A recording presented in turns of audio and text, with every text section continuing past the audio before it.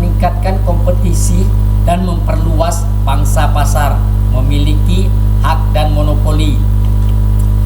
Di sini ciptaan yang dilindungi yaitu buku, ada program komputer, ada pamflet, perwajahan, layout, dan tentang ceramah, kuliah, pidato, alat peraga yang untuk kepentingan pendidikan dan ilmu pengetahuan. Ada lagu, ada musik atau tanpa teks. Merek yang dilindungi adalah tanda. Ya, tanda itu dalam bentuk logo, gambar, nama, kata-kata, huruf-huruf, angka-angka, susunan warna, dan kombinasi dasar unsur tersebut di atas.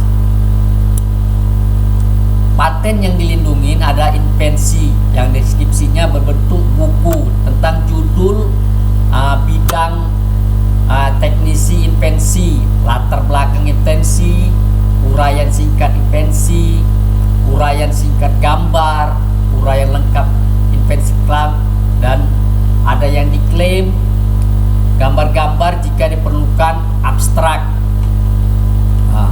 Di sini kita ada alur bagan prosedur pengurusan haki, di mana permohonan pendaftar hak cipta. Di sini kita bisa mengisi formulir pendaftaran, melampirkan contoh ciptaan, melampirkan bukti kewarganegaraan penciptaan atau pemegang hak cipta, melampirkan bukti badan hukum bila permohonan adalah badan hukum, melampirkan surat kuasa bila melalui kuasa, dan membayar biaya permohonan.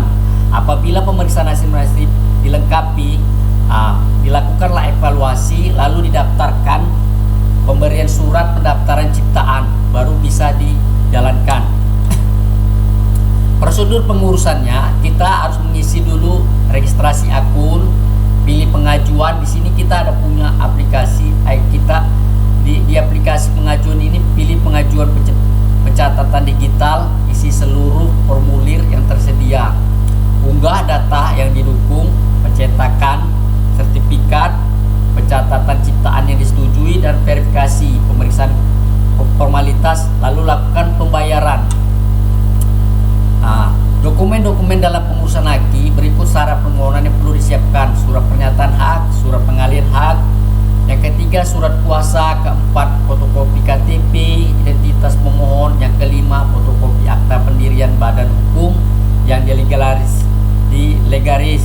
dan fotokopi NPWP badan hukum, fotokopi KTP atas nama pemohon badan untuk ditandatangani surat pernyataan, dan